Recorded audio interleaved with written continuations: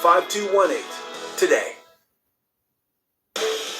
Welcome back. A reminder, Kramer is off this week, but we have got a special report on the edge where we get the hottest takes on some of the biggest stories of the day, and that is coming up at the top of the hour.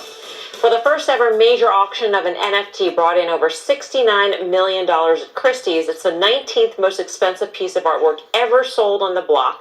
The artist behind the piece is Mike Winkelmann, known as Beeple. The take is one of the top 3 for living artists in terms of sale price. By the way, Beeple will join Squawk Alley tomorrow morning, so you won't want to miss that interview. That should be pretty interesting. He should be pretty pleased. He should be a happy guy. Dan, what do you think? I mean, this seems to really throw NFTs into the mainstream.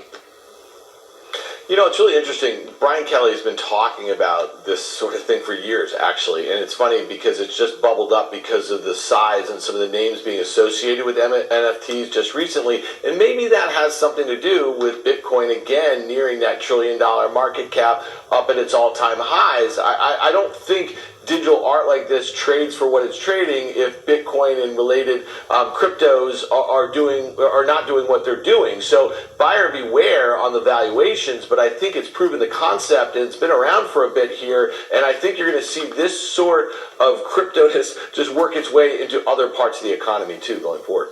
Karen, you are a lover of art, and so I'm wondering if this has caught your attention, catches your interest.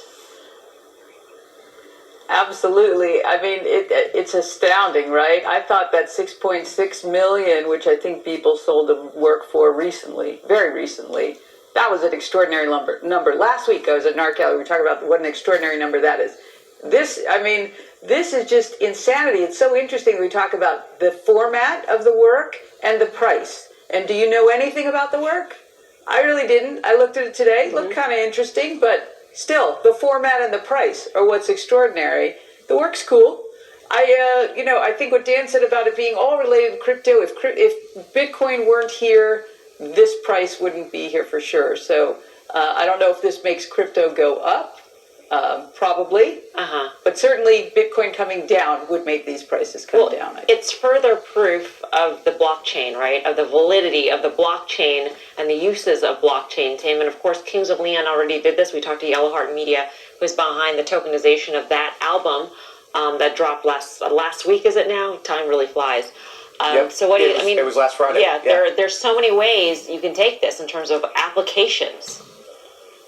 Well, and especially in the art or the artist world. And again, this is about protecting the interests of artists and being able to target directly your audience and removing a lot of the extraneous, middle men and women. So, I mean, you have a case here where the NFT, the genesis of really, I think the instrument was really around the art world or the artist world. And I think we're going to see a lot more of it. I do think that we've often wondered on the commercial side of digital assets and Bitcoin, and to the extent that we've talked about, where a Tesla or a Square makes an investment for the ability to transact in crypto. I mean, this is really where we're seeing it at work, and this is really where it's exciting. And yes, I think this is enhancing the values and the valuations of the underlying assets because of some of the money that's chasing this. Yeah, I mean, when Tim says getting rid of the middleman, that's basically remaking entire industries